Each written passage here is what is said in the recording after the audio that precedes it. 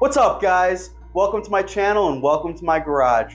My name is MattZahmdotcom, and today we're kicking off a series we're going to call What He's Got in the Stable. We're going to go over one of my Iron Ponies. We're going to talk about specs, likes, dislikes, mods, and more. Today we're starting off with my 2000 Triumph Thunderbird 900 Triple. Here we go.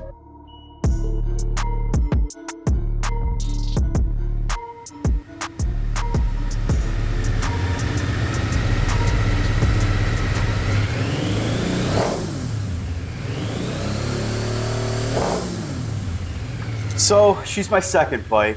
My first is sold and gone. I like to buy something that needs some TLC, do the work to it, flip it, and upgrade. This one needed some TLC, and the British styling really drew me in and made it the perfect second target. When Triumph made their return in the 90s, they designed the Thunderbird to compete in the cruiser segment with Harley-Davidson. We can see how that turned out because there are Harleys everywhere and not many Thunderbirds are left on the road. At least here in the US anyway. But I like that about it. It makes it unique. Further making it unique is Triumph's take on blending classic styling with modern technology, like full disc brakes, a backbone frame, monoshock rear suspension, and water cooling. Don't let those faux air fins fool you. That water-cooled engine has a displacement of 885 cc's, dual overhead cams, and is fed by carburetors, which was still the norm for the early 2000s. All this drives a 6-speed transmission with pretty tall gearing, so this thing's not really an acceleration rocket, but it cruises pretty comfortable at any speed. I was intrigued by the triple-cylinder 900 engine, and I really fell in love with its sound.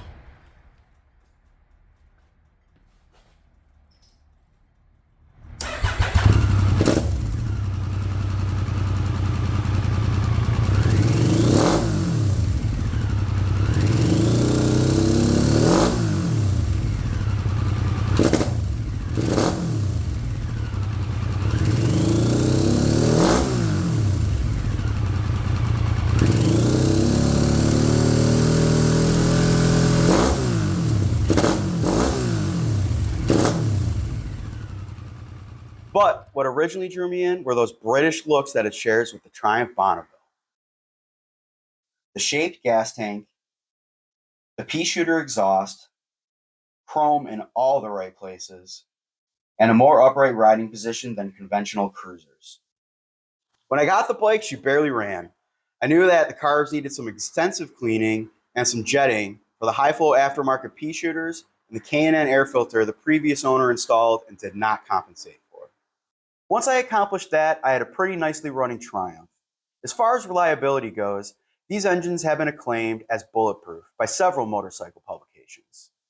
Though for me, at about 16,000 miles on the clock and 1,500 miles into my ownership, she began to seep some oil. Not enough to really cause any issues, but enough to leave a spot on the ground and a spot on my ego. Now, I haven't attacked that yet, but when I do, you can count on me bringing you guys along.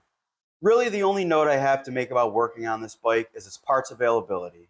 If you're in the US like me, don't be surprised to wait for parts or pay for shipping fees, as some of my parts were sourced in the EU, though many I found in the US. I get lots of compliments on this bike for its classic looks, and I get asked all the time about turning this thing into a Café racer. As cool as a Café racer T-Bird would be, I prefer to keep my bikes a little closer to factory for practicality reasons.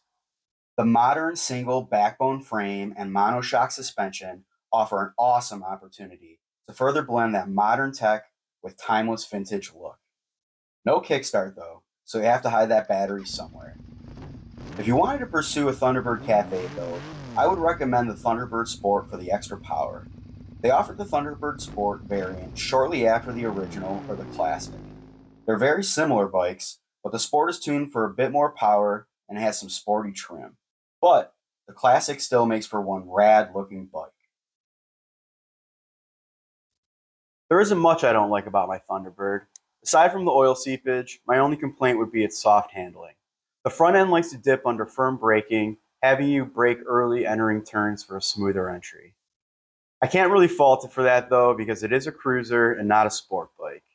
I'll leave the speed to my Busa, and we'll do a What He's Got in the Stable series on that one coming up soon. Aside from that, she keeps up with the pack. She's a lot of fun to ride, and you look really good doing it. Thanks for watching. I hope you guys liked it. If you thought it was cool, hit that like button, and if you want more content, don't forget to subscribe. Thanks, guys.